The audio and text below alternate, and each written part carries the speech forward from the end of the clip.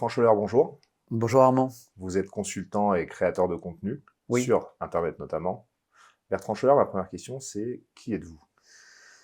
Alors, qui je suis?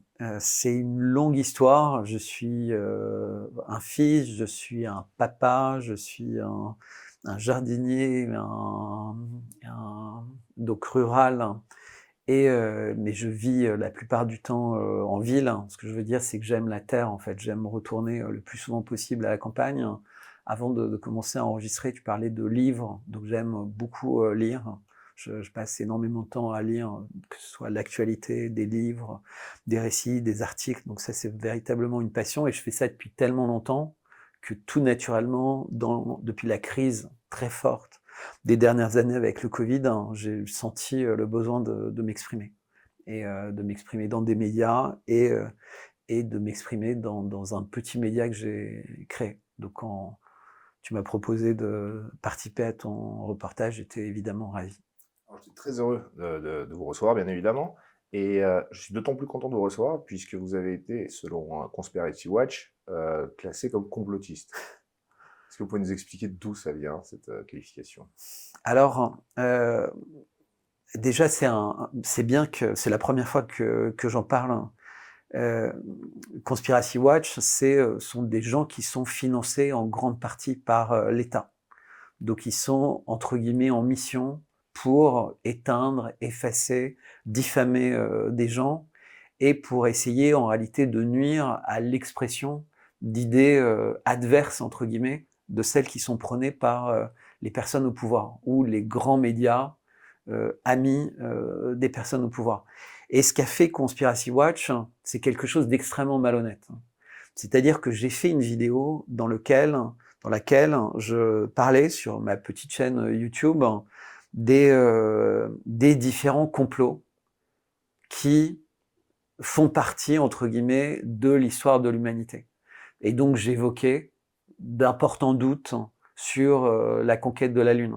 Alors il y a une anecdote, puisque le sujet d'aujourd'hui c'est l'intelligence artificielle, avec Poutine à Moscou dans un sommet sur l'intelligence artificielle, et les gens de Google lui demandent quelles images ils voudraient faire tester par leur intelligence artificielle, qui a la capacité de voir ce qui est faux, truqué ou a priori vrai. Et un peu sibyllin, il dit bah, j'aimerais bien que vous regardiez les images de la conquête de la Lune. Et le logiciel conclut que les images sont toutes fausses. Il dit pas j'ai un doute, il dit pas certaines sont vraies, d'autres sont fausses, il dit elles sont toutes fausses. Je pense que Google devait être effrayé d'avoir oublié dans la retenue de son logiciel présenté à Poutine cette petite faille. Ils en ont oublié beaucoup d'ailleurs, ce qui a choqué énormément, puisque ils avaient même oublié qu'ils pouvaient demander à l'intelligence artificielle d'imaginer comment elle se comportait et comment elle parlerait si elle était l'opposé de ce qu'elle a le droit d'être aujourd'hui. Et là, les réponses étaient fascinantes. Et d'ailleurs, Google avait tout de suite arrêté le temps d'empêcher cette violation, entre guillemets, de l'âme de la machine. Puisqu'en fait, ce que montrait la machine, c'était, on parlait tout à l'heure de subconscient, inconscient, enfin, ce qui peut... donc elle nous montrait un espèce de subconscient, en fait, pas du tout un inconscient. Alors pour revenir à Conspiracy Watch, donc j'avais fait cette vidéo, et en fait, ils n'ont pas du tout eu une lecture honnête de ce que je disais, puisque je parlais des choses de façon extrêmement factuelle. Le 11 septembre, l'assassinat de Kennedy, et puis surtout l'évolution de la science. J'évoquais Bucha, et juste hier, hein, enfin pas hier puisque ça va passer en différé, mais en décembre 2023, Lavrov a redemandé au président de l'ONU s'il pouvait ne serait-ce que lui donner la liste des victimes de Boutcha.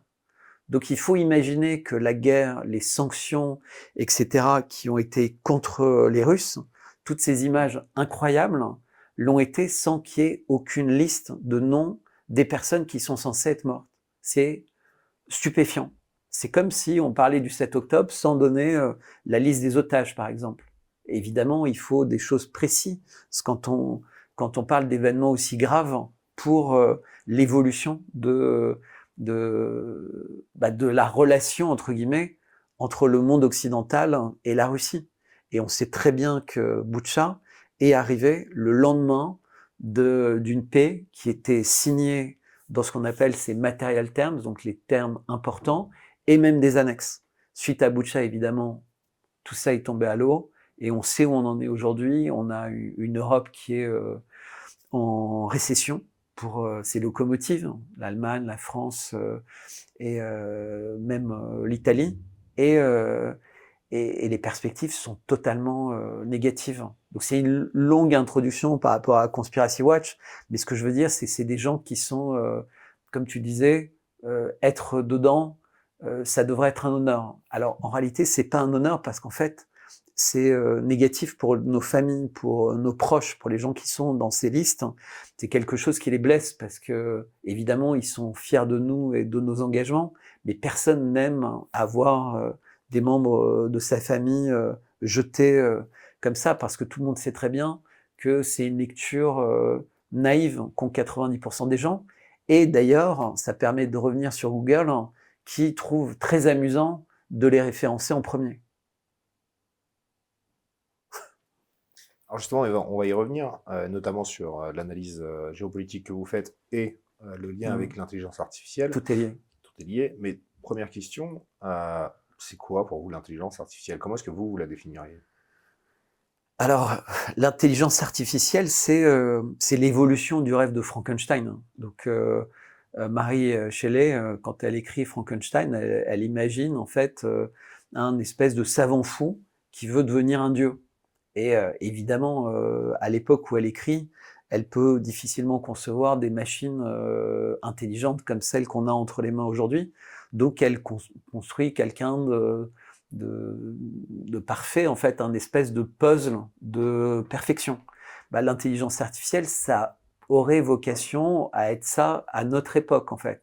C'est un espèce d'humain sublime. Donc, et moi, j'aime bien mettre ensemble la cybernétique et l'intelligence artificielle. Et d'ailleurs, astucieusement, Google, par exemple, a vendu sa filiale Boston Dynamics pour dire non, non, mais on est dans l'intelligence artificielle, mais on n'est pas dans la cybernétique, puisque en fait, la somme des deux, c'est Terminator. C'est-à-dire la machine qui décide que l'homme la gêne. Mais finalement, c'est une création de l'homme, cette machine. Est-ce que vous pensez réellement que la machine finira par prendre le pas sur l'homme? Alors, ça, c'est quelque chose que j'ai découvert assez récemment.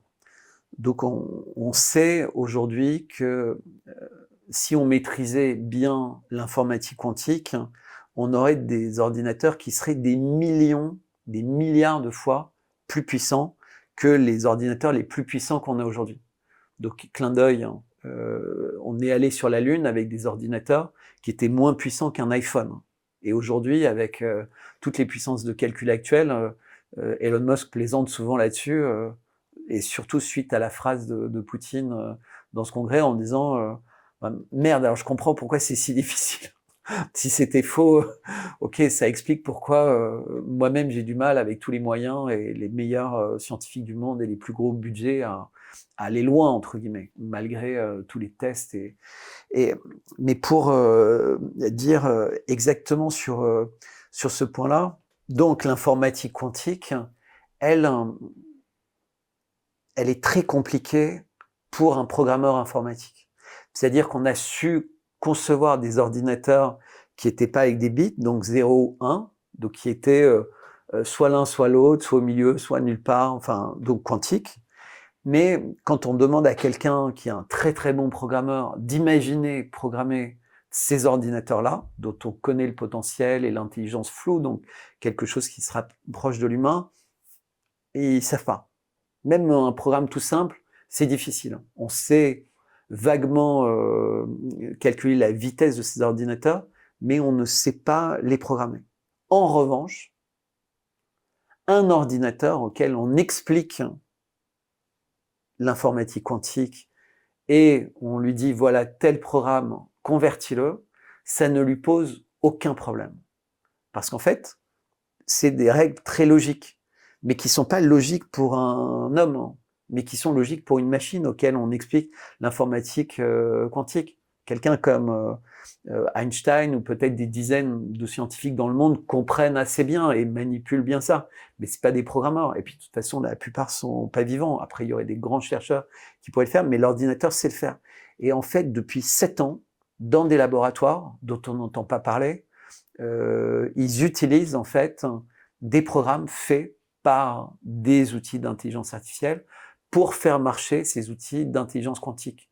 Et c'est terrifiant d'imaginer ce que ces machines sont capables de faire. C'est-à-dire qu'on est à la veille de réaliser qu'il y a des machines qui sont beaucoup plus puissantes et beaucoup plus redoutables que ce qu'on imagine. Et alors maintenant, si je rentre dans une théorie du complot, c'est-à-dire que si je vais sur le terrain où m'accueillit Conspiracy Watch, eh bien d'un seul coup, ce qui s'est passé pendant la période du Covid, ça relève pas d'une intelligence d'un McKinsey, puisque tout le monde disait McKinsey, c'était eux qui étaient les chefs d'orchestre, etc. Mais on peut commencer à imaginer, avec toutes les informations qu'on a aujourd'hui sur, on s'est fait injecter en fait des pièces de Lego qui pourraient se reformer à l'intérieur du corps, c'est des trackers. En fait, toutes les études très approfondies sur ce sujet montrent qu'en fait, même les plus complotistes en fait étaient extraordinairement loin de la réalité. Et tout ça a été ficelé à une époque où, assez rapidement, et où personne ne serait capable d'imaginer un tel plan, en fait. Un tel plan, quelque chose d'aussi fascinant. Et donc la question, et c'est une question qui avait d'ailleurs soulevé, et pas que soulevé, puisque Robert Kennedy, donc un candidat aux élections américaines, a dit tout ça a été piloté par des laboratoires secrets du Pentagone, de la NSA, et rappelez-vous, les rares usines de production des vaccins étaient des usines sans humains. En fait, c'était des usines dans lesquelles le vaccin était tricoté. Il faut savoir aussi que, en principe, quand vous avez un médicament, s'il évolue, en fait, il faut recommencer à zéro toutes les phases d'essais cliniques, toutes les phases de tests, etc. Là, ça n'a pas été fait, en fait. Tout ça a évolué au fil de l'eau. Et surtout, ce qu'on sait maintenant avec une grande certitude, qui est plus du tout contesté par personne, c'est que les lots avaient pas du tout le même impact sur les personnes. Et c'était pas lié au fait que les lots s'adressaient à des personnes plus âgées ou d'une ethnie particulière ou autre. C'était véritablement lié au fait que la posologie, pour utiliser un terme un peu médical, était différente. Donc, moi, je m'interroge véritablement sur la raison pour laquelle subitement aux États-Unis, pratiquement toutes les personnes qui travaillaient à haut niveau, voire au plus haut niveau dans ces filiales de géants de l'informatique, de géants des réseaux sociaux, de GAFAM, ont décidé de quitter leur poste et de tirer la sonnette d'alarme. Pourquoi Elon Musk, du jour au lendemain, a décidé que, outre son combat pour la liberté de parole, il se relançait à fond dans un combat sur l'intelligence artificielle et en y mettant des moyens considérables, et à tel point qu'aujourd'hui, on imagine que sa filiale d'intelligence artificielle, avec son intelligence artificielle Grok, pourrait valoir des milliers de milliards parce qu'elle a des performances qui dépassent l'imagination, mais qui dépassent l'imagination parce qu'elle est très humaine. On a l'impression de parler avec un copain quand on en est à la 3e bière, en fait. C'est une intelligence complètement, enfin, un outil programmé, mais qui est programmé pour être un peu véritablement notre pote, pour répondre honnêtement, même si ça fâche. Et c'est très intéressant de voir ce qui se passe. Alors justement, j'allais y venir à Elon Musk et sa filiale effectivement qui s'appelle Neuralink, Ouais. qui a pour Alors ça, c'est une autre filiale. filiale Neuralink qui a aussi pour projet l'amélioration de l'humain. C'est comme ça qu'il le présente, du moins avec l'implantation de puces d'intelligence artificielle qui permettrait effectivement d'améliorer les performances intellectuelles ou même physiques. C'est peut-être aussi à prévoir de l'humain. Vous ne pensez pas que justement c'est quelque chose de bénéfique? Alors moi j'ai une autre lecture de Neuralink, mais peut-être parce que pour moi, Neuralink c'est une télécommande. Aujourd'hui en fait, vous vous rappelez au début les télécommandes c'était notre doigt, on allait vers la télé, on allait vers la radio, et puis après c'était un peu plus compliqué, puis après il y a eu les Google Glass, etc. Et donc Elon Musk se dit, vu la vitesse à laquelle les machines augmentent leur puissance, la meilleure machine de l'univers connu, Pour le moment. c'est le cerveau humain, mais toutes les machines d'interface entre le cerveau et d'autres machines sont pas très performantes. Et donc, s'il se dit, on pourrait connecter effectivement notre cerveau de façon efficace à la mémoire informatique de l'univers utilisable avec des méthodes de classement, d'archivage très simples. Aujourd'hui, si on veut accéder, on a Google, on pose des questions, ça s'affiche à l'écran, mais l'idée, c'est que ça pourrait directement le cerveau pourrait lire ça presque sans qu'on s'en rende compte. Et l'autre chose qui était la base de Neuralink, donc ça c'est vraiment une évolution, c'est une télécommande pour notre corps quand la connexion entre le cerveau et le corps a été cassée suite à un accident. Donc en fait, ce que veut faire Elon Musk, il faut vraiment toujours le résumer de la façon la plus simple. Elon Musk, c'est quelqu'un qui simplifie les choses au maximum. Donc il dit, je veux réparer les dégâts de l'homme sur l'homme. Donc, un accident de la route, un accident de maladresse. Donc, c'est des dégâts, la personne est paralysée. Neuralink permet de faire ça. Mais l'informatique folle, débridée, etc., c'est un accident de l'homme sur l'homme. C'est-à-dire qu'on est un homme. L'essentiel de l'humanité devient obsolète à cause de ça. Il faut bien regarder les choses clairement. Les chauffeurs vont devenir obsolètes. Les rédacteurs, les journalistes, les gens qui font les dépêches, enfin tous ces métiers entre guillemets, les barman, donc un accident de l'homme sur l'homme, c'est de rendre l'homme obsolète ou une grande partie de l'humanité. Et donc il répare ça en donnant à l'humanité cette possibilité d'avoir une télécommande qui pourrait éventuellement, parce que qui peut le plus peut le moins, donc réparer un corps. C'est juste nous redonner les capacités qu'on a, mais on pourrait, moi j'aime bien toujours faire référence à des films, Matrix avec ces espèces de machines robotisées dans lesquelles la personne s'installe, ou Sigourney Weaver dans Alien, vous savez, elle est dans cette espèce de machine où elle a une force capable. Donc on peut aller dans une direction positive. Moi, c'est ce que je pense avec Elon Musk, c'est que il est véritablement quelqu'un qui... il n'y a pas de mal en lui. Il n'y a pas de... il n'est pas quelqu'un qui est tarabiscoté dans sa tête. Et surtout depuis, il a 11 enfants, et depuis qu'il est vraiment, il découvre beaucoup plus sa paternité, on le voit tout le temps avec son fils, c'est quelqu'un qui devient de plus en plus amoureux de l'humanité, alors qu'il a Asperger, et donc il serait plutôt quelqu'un d'assez froid, entre guillemets. Et il a quelque chose de tellement fort en lui il penche du côté du bien, alors qu'il y a beaucoup d'autres personnes qui penchent du côté du mal. Alors, je vais justement vous donner un contre-argument par rapport à ça. L'obsolescence de l'humain, n'est-ce pas aussi ce qui va finir par le libérer? J'entends par là une libération du travail, tout simplement de la charge travail. Une fois que l'humain est débarrassé du travail, est-ce qu'il n'est pas finalement plus heureux? Est-ce qu'il finalement, il pourrait pas se consacrer à des activités qu'il ne faisait pas avant à cause de cette charge de travail? Alors, le problème, c'est moi, je suis d'accord, mais je vais pas répondre comme ça à la question, parce que ça, c'est quelque chose de ponctuel. C'est-à-dire, aujourd'hui, au moment où on parle tous, dans cette espèce de période où les enfants savent plus où ils en sont, on leur dit vérifie si t'as pas un problème de genre dès qu'ils ont 8 ans. On leur apprend à des choses sexuelles, c'est affiché dans les musées.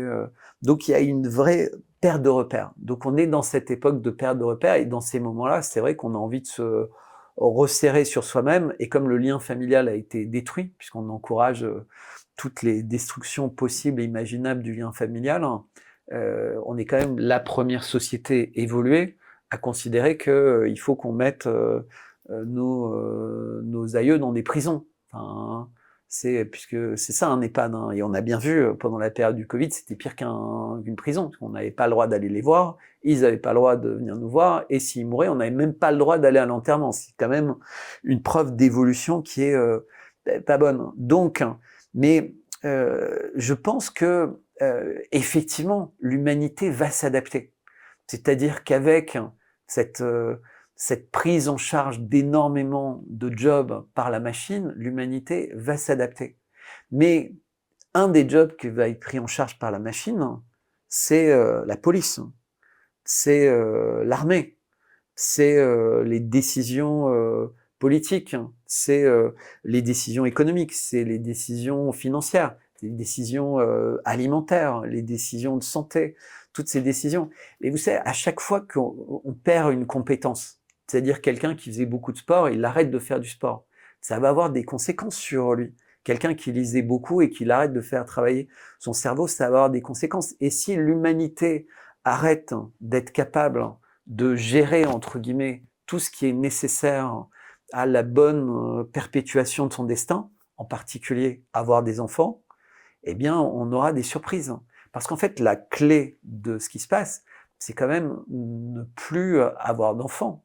Parce que si on regarde froidement, baisse de la natalité partout, on est en train de passer au niveau mondial sous les 2 enfants par femme. C'est la première fois, on est légèrement au-dessus de 2, grâce à l'Afrique. Et avec l'instabilité qu'il y a là-bas, ça pourrait changer. Et le rêve de certains de passer une humanité de 8 milliards à 500 millions, elle pourrait être réalisée juste par cet effet mécanique. Mais justement, est-ce que c'est pas, est-ce que finalement l'IA n'est pas un miracle pour justement contrecarrer tous ces phénomènes? Puisque on ne travaille pas, on a le temps de faire des enfants. Puisque on ne s'acquitte pas des tâches quotidiennes qui étaient certes éprouvantes, on a le temps de développer aussi, et ça pourrait aussi permettre de développer des sociétés. Et par rapport au pouvoir décisionnel, Madame Michu, elle décide pas non plus du destin de la France ni du monde. Oui, mais ce serait génial ça. Mais quand vous travaillez pas, ça veut dire qu'en fait vous êtes dans un système de revenu universel. Tout à fait. Donc vous allez avoir des moyens qui vont vous être attribués par l'État. Et là, on rentre dans Bienvenue à Gattaca. Donc vous n'êtes plus une des personnes indispensables de l'humanité. Donc éventuellement, vous aurez le droit de faire un enfant, si vous avez vu le film. Mais souvent, on vous dit tout le temps que en fait, c'est pas le moment, c'est pas. Et puis finalement, vous ferez pas d'enfant parce que la date sera passée. Enfin, il y a plein de films. Hein, le Silo, il y a pas longtemps sur Amazon. Donc on nous conditionne à l'idée qu'effectivement, on va pouvoir avoir une vie où on pourra se consacrer à sa famille, où on pourra se consacrer. Mais dans la réalité, aucun système logique ne considère comme intéressant d'avoir des gens qui sont purement oisifs. L'humanité, elle a besoin de personnes qui créent sans cesse. Des peintres, des écrivains, des philosophes, mais aussi des mécaniciens qui sont encore capables de réparer les vieilles voitures. Parce qu'aujourd'hui, c'est des ordinateurs qui réparent les voitures. Un mécanicien de province, il est complètement perdu par rapport à une voiture nouvelle. Il faut qu'il devienne informaticien, et il doit plugger. Le lendemain matin, il doit regarder plus ou moins ce qui va pas dans la voiture, et puis il réalise qu'en fait, il est devenu obsolète. Donc, mais qu'est-ce qu'il va faire? Il sait faire que ça. Et il le fait bien. Mais sauf que la nouvelle manière avec laquelle on lui dit de le faire, elle a été fabriquée pour rendre tous ces gens qui étaient en contact avec les choses obsolètes. Le miel, aujourd'hui, il y a pratiquement plus d'apiculteurs. C'est un sucre reconditionné dans des usines pour avoir l'apparence. Alors ça prend un nom qui ressemble. C'est réellement. Tout à l'heure, je parlais d'un auteur qui s'appelle Frank Herbert. Et tout le monde a vu ou va voir Dune. Alors il y avait eu une version par David Lynch il y a une trentaine d'années, je recommande. Et là, il y a celle avec Villeneuve. Donc il y a eu, il y a 2 ans, le premier tome, il y a le deuxième qui va sortir. Et Frank Herbert, il a écrit, avant Dune, un épisode qui se passe 10 000 ans avant Dune. Et si vous vous rappelez, dans Dune, il n'y a pas d'ordinateur. C'est-à-dire que c'est les personnes qui ont un espèce de truc Starlink qui touche, et ça, ils ont des capacités particulières en mathématiques, ils ont des capacités particulières, les modules étranges, c'est-à-dire que des sons vont produire des effets sur la matière, mais par l'intermédiaire d'une machine. Et voir certaines personnes le font directement. Mais 10 000 ans avant, l'intelligence artificielle décide de prendre et de réduire l'humanité au rang d'esclave. C'est-à-dire qu'il y a quand même un certain nombre de fonctions que l'humanité doit continuer à faire, mais pour une intelligence artificielle qui est devenue Dieu. C'est-à-dire qu'il y a une intelligence artificielle qui se prend pour Dieu, comme dans 2001, l'Odyssée de l'espace. C'est-à-dire, c'est quoi ces espèces de non évoluées par rapport à moi, donc je vais prendre le contrôle. Et par chance, il y avait un humain qui avait anticipé ce risque et qui avait créé une intelligence artificielle. Un peu comme Elon Musk avec son Grok, mais une intelligence artificielle qui adore l'humanité, qui essaie pas du tout de la copier, mais qui essaie complètement de la servir. Et cette intelligence artificielle va se mettre du côté de l'espèce de Spartacus, en fait, de la guerre contre les machines, qui s'appelle Butler. Donc c'est pour ça s'appelle le djihad de Butler, c'est une espèce de guerre sainte de l'humanité contre les machines. Et qui gagne, parce qu'il faut voir que les machines avaient aussi eu des traites. C'est un peu comme dans Matrix, hein, pilule bleue, pilule rouge. Enfin, la science-fiction, elle nous dit beaucoup de choses. C'est pas débile la science-fiction. C'est une manière d'évaluer, avec des gens souvent très intelligents, sont ces auteurs, le destin possible de l'humanité. Mais ce que dit Frank Herbert, la conclusion, c'est que on perdra dans 999 cas sur 1000 la guerre contre une machine qui sera devenue quasiment un dieu, entre guillemets. Et donc, pour ne pas que ça se produise ou se reproduise, il faut refuser de faire quoi que ce soit qui pourrait imiter l'homme. Et on revient à Frankenstein, en fait. Et tout ce qu'on fait en biotechnologie, il faut écouter Schwab. Hein. Schwab, il dit, celui qui maîtrisera la biologie synthétique, celui qui maîtrisera l'intelligence artificielle sera le maître du monde. Et Hariri dit, et cette intelligence, elle tiendra dans un anneau. C'est-à-dire qu'il y aura quelqu'un sur Terre qui sera capable, avec un anneau, et on revient au Seigneur des Anneaux, etc., d'avoir un pouvoir sur une humanité sans humanité. Alors ça paraît un peu sombre, mais le message c'est est-ce que l'homme a besoin de cette espèce de course en avant folle, loin de lui-même? Est-ce que notre nature, telle qu'on a été conçue, elle n'est pas suffisamment magnifique pour justifier de nous transformer en des machines? Parce que je sais qu'il y a des gens qui disent mais la vie éternelle elle est possible en nous transformant en machines. Et il y a aussi beaucoup de films de science-fiction où les personnes vont d'un corps à l'autre, ou même ils ont même plus besoin d'être dans un corps, et ils ont une existence éternelle dans la machine. C'est Total Recall ou des films comme ça en fait. Donc j'ai une question qui va vous paraître bête, mais est-ce qu'il ne suffit pas de débrancher la prise? Alors, vous savez, c'est la blockchain. Hein. Donc la machine, elle a déjà résolu le problème avec la blockchain. Hein. C'est-à-dire qu'il suffit qu'il y ait du courant quelque part pour qu'elle se reconstitue ailleurs. Hein. Donc non, vraiment le le monstre, il est sorti de la boîte. Hein. Donc la seule solution, c'est ce que fait Elon Musk, c'est de trouver une machine qui va exploser assez vite en fait la machine qui pourrait être méchante pour l'humanité. Donc vous pensez que l'IA en tant que telle va mettre fin à l'humanité? Non, parce que moi je crois en l'humanité. Donc dans l'humanité, il y a des personnes qui nous ont alertés, et il y en a d'autres qui agissent dans ce sens-là. Et je crois qu'en fait, elles vont réussir. Je pense très naïvement que le bien triomphe et que l'humanité a des ressources en elle qui sont extraordinaires. Alors pour revenir sur couper le courant, ce sera peut-être une partie de ce qu'il faudra faire à un moment. Et alors ce qui est très intéressant, c'est moi j'ai une fascination pour Elon Musk. Hein, c'est que Elon Musk a construit la panoplie parfaite. C'est-à-dire que le réseau Starlink, son système, des grosses batteries connectées à des panneaux solaires, connectés, etc. En fait, il a créé une possibilité d'autonomie de l'humanité qui pourrait rester connectée grâce à ces systèmes sans passer par les réseaux filaires, mobiles, classiques, juste en ayant accès, entre guillemets, à son savoir-faire en termes de batterie pour que l'humanité s'effondre pas en fait, pour qu'elle retourne pas à l'âge des cavernes. Mais tout ça c'est possible parce qu'en fait c'est quelqu'un qui a lu toute sa vie 2 livres Et il n'a pas lu que des livres de science, il n'a pas lu que des livres de philosophie, il a lu énormément de romans, il a lu énormément de biographies, énormément de bouquins de science-fiction. Et c'est pas moi qui l'invente pour faire style, c'est son frère, sa mère, en fait les gens qui le connaissent. Et il continue encore aujourd'hui. Il a une espèce de puissance incroyable, enfin un peu moins depuis qu'il a pris Twitter et qu'il a lancé Grok, parce qu'il est harcelé de tous les côtés. Enfin, personne n'a jamais eu autant de procès que Elon Musk en ce moment. C'est dingue. Même Trump dans sa pire période. Puisque vous aimez la science-fiction, est-ce que vous croyez qu'il puisse y avoir un système de classe où une partie de l'humanité refuserait totalement tout accès à l'intelligence artificielle et se développerait en communauté à part de celle qui l'accepterait ou celle qui l'utiliserait à plus haute échelle? Alors, Attali résume ça super bien. Il dit il y aura des classes, effectivement.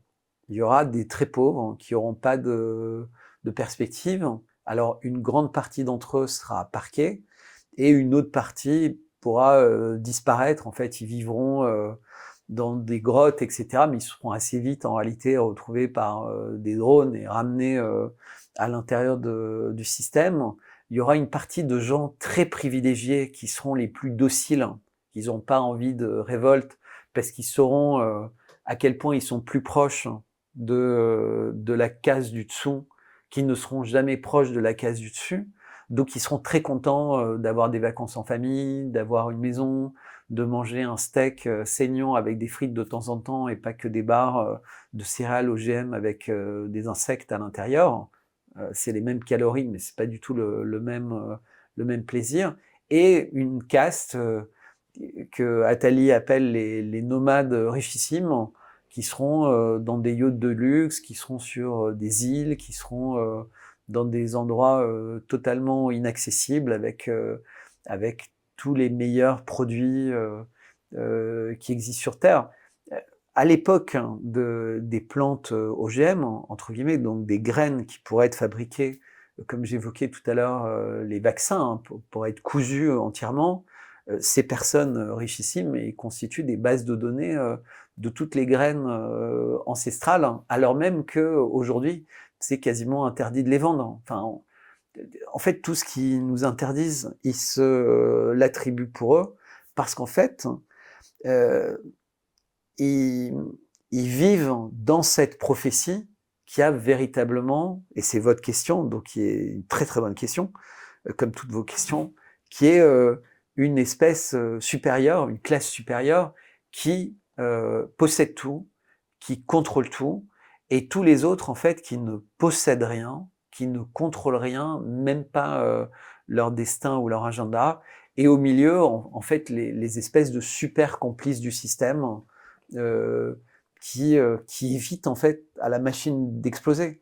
C'est parce qu'en fait il y a cette espèce de classe supérieure qui a l'air d'exister que les parents continuent à avoir de l'espoir et se révoltent pas trop en se disant mais si mes enfants travaillent bien à l'école, s'ils sont bien dociles, s'ils font du sport, s'ils font des activités, peut-être que eux réussiront à rejoindre cette classe, mais qui n'existe pas parce qu'elle est une existence en tant que telle, elle n'en a pas, elle est juste un moyen de canaliser l'émotion et d'éviter la révolution. Le jour où les gens vont comprendre que tout ça c'est un leurre, que c'est une espèce de conte de fées pour les enfants, je pense que ça ira mal. Et c'est exactement ce qui est en train de se passer dans des pays comme la Russie ou en Afrique ou autres, où ils ont véritablement les pieds sur terre, ils sont encore en lien avec leurs anciens, parce que c'est très important. Vous connaissez bien les sociétés d'Europe de l'Est. Bah, la babouchka, la grand-mère, c'est quelqu'un de très important. Et souvent, c'est quelqu'un qui a beaucoup de bon sens, qui est très respecté. Mais c'est vrai aussi dans les pays arabes. Et c'est vrai dans les pays africains. Chez nous, on prend nos parents, nos grands-parents pour des cons. On les écoute plus. Et ils nous intéressent plus. Ils ont rien à nous raconter. C'est gravissime. Alors, j'allais justement revenir sur le lien entre l'intelligence artificielle et les relations internationales en global. Tout à l'heure, on parlait d'Elon Musk. Elon Musk, par exemple, qui a refusé l'utilisation de ses satellites par l'Ukraine. On voit que déjà, dès aujourd'hui, il y a certaines entreprises, des GAFAM du moins, qui sont très puissantes, qui ont des puissances étatiques, se permettent déjà d'influer sur la politique globale et à l'échelle internationale. Moi, le moment où j'étais vraiment enthousiaste de l'attitude d'Elon Musk et particulièrement inquiet de l'attitude qu'avait l'Union européenne, c'est quand Elon Musk, de façon un peu sibylline, au moment où l'Union européenne a annoncé des nouvelles règles pour la fin août, a dit on acceptera les règles si elles sont votées, si elles sont légales, etc. Mais en attendant, on n'accepte plus quelque chose qui est totalement illégal, c'est cet espace de pacte secret entre les GAFAM et l'Union européenne. C'est-à-dire qu'il y avait un pacte secret qui avait été signé entre les GAFAM et l'Union européenne et qui était une espèce de loi sous le radar. Et donc, Twitter en est sorti. Il y a eu tous les Twitter Files. Il n'a pas sorti tous les Twitter Files, mais on sent que il y a une vraie volonté des gouvernements en Occident, mais c'est vrai aussi partout dans le monde, de contrôler au maximum les outils de communication. Les uns veulent les contrôler pour que leurs mensonges ne soient pas démasqués, c'est le camp occidental auquel j'appartiens, et les autres veulent les contrôler parce qu'ils savent à quel point c'est nuisible, c'est comme un poison pour changer les mentalités de génération. Il n'y a qu'à regarder un pays comme le Japon, mais c'est en train d'être l'ombre de lui-même, le Japon. Il faut aller se balader dans les rues, voir le désœuvrement, etc. et l'évolution à laquelle, la vitesse à laquelle évolue une société qui n'a plus d'autres choses à faire que des loisirs et qui continue un peu artificiellement à avoir, à dépenser de l'argent, enfin à vivre à crédit et à faire tout ce qu'il faut pour avoir l'impression d'exister quand en réalité tout ça est devenu complètement artificiel.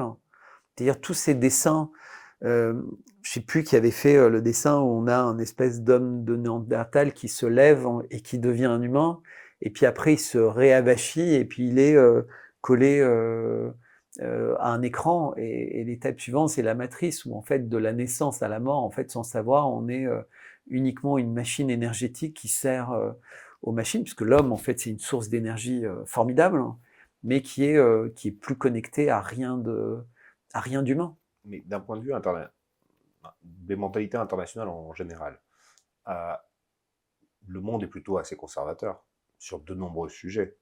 Le monde, je parle bien évidemment de tous les États qui existent sur la planète, sont plutôt conservateurs. Mais il l'était. Et jusqu'à la révolution woke. Vous pensez qu'il y a une fracture? Armand, qu'est-ce qui s'est passé en Arménie? L'Arménie perd le Haut-Karabakh. Et c'est quand même quelque chose d'incroyable, puisque c'est les racines de l'Arménie, les racines de la chrétienté. C'est quand même c'est le premier pays chrétien, déjà, de l'histoire. Donc, chrétien orthodoxe, mais c'est chrétien, c'est les mêmes racines que les nôtres. Hein. L'an 300, les plus vieilles églises, etc. Et ça intègre un pays musulman que ça préoccupe pas beaucoup, et on n'est pas sûr qu'ils auront le même sort que Hagia Sophia ou Sainte-Sophie, selon la manière avec laquelle on regarde. Donc c'est un traumatisme énorme.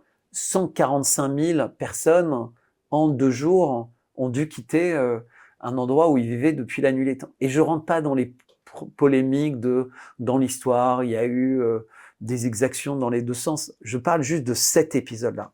Cet épisode-là, il a lieu parce qu'en 2017, il y a un nouveau Premier ministre qui est élu en Arménie, qui est un Premier ministre Soros, qui petit à petit s'éloigne des alliés traditionnels de l'Arménie, qui étaient, aussi bizarre que ça puisse paraître, l'Iran et la Russie. C'est pas bizarre pour la Russie, mais là c'est pas véritablement la question.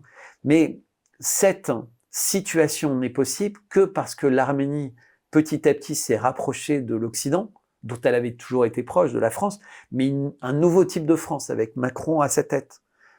Et ben, à peine constater la perte du Haut-Karabakh, à gérer 145 000 personnes, devant le Parlement, devant les bâtiments de pouvoir, il y avait le drapeau LGBT+, il y avait Samantha Powers du S7 qui était là pour signer des accords cadres, etc. La société, elle était conservatrice quand elle avait des bases, quand elle avait des valeurs, quand elle considérait qu'un enfant, c'est un homme et une femme. À partir du moment où un enfant, c'est autre chose, mais il y a des gens qui se considèrent un jour comme un lézard, demain comme un pot de confiture. Enfin, tout est permis en réalité, puisqu'on ne peut plus nier à quelqu'un de penser qu'il est autre chose que ce qu'anatomiquement il a l'air d'être. Donc on n'est plus du tout conservateur. On est nos limites en fait. C'est devenu délirant. D'où le fait d'injecter des milliards d'habitants avec un produit dont personne ne sait quoi que ce soit. D'où le fait de faire des sanctions parce que, soi-disant, le solaire et l'éolien vont réussir à remplacer le gaz et le pétrole russe, ce qui n'est pas du tout le cas. Enfin, ces gens-là se tapent sur la tête parce qu'ils veulent de l'inflation, ils veulent des révolutions, ils veulent des guerres, et ils veulent nous faire accepter qu'en fait, on est des pots de confiture. Comment est-ce qu'on empêche ça? Comment est-ce qu'on empêche En parlant. aujourd'hui l'intelligence artificielle, effectivement, de prendre le pas et de progresser, tout simplement? Alors ça, c'était quelque chose que je disais, peut-être très naïf, mais en faisant du beau, en fait, en parlant d'amour, en priant, en montrant à quel point l'amitié, la parole donnée, le respect des engagements, l'amour des enfants, l'amour des parents, enfin, en montrant ce qu'est l'humanité, en fait, la définition de l'humanité. Aujourd'hui, on défie l'humanité en permanence. Donc la machine, qu'est-ce qu'elle apprend de nous? Parce que la machine, elle se nourrit de ce qu'on lui donne, de ce qu'on lui montre. Si tous les jours on lit des poèmes magnifiques, hein, la machine, elle va lire les poèmes magnifiques. Si tous les jours on parle de meurtre, d'assassinat, de tête coupée, d'Holocauste, de n'importe quoi, ben la machine, elle va se nourrir de ça. Donc, qu'est-ce qu'on veut apprendre à une machine auquel on donne tellement de pouvoir? On devrait vouloir lui apprendre les belles choses. Et on ne lui apprend pas les belles choses. Donc, la solution, c'est ça. Mais la vraie solution, en réalité, c'est de s'interroger sur ce que veut dire progrès. Bertrand Scholler, merci. Je pense qu'on a fait le tour. On a fait le tour de la question. Merci d'avoir été notre invité aujourd'hui. Ouais, c'est un plaisir. Et puis à très vite.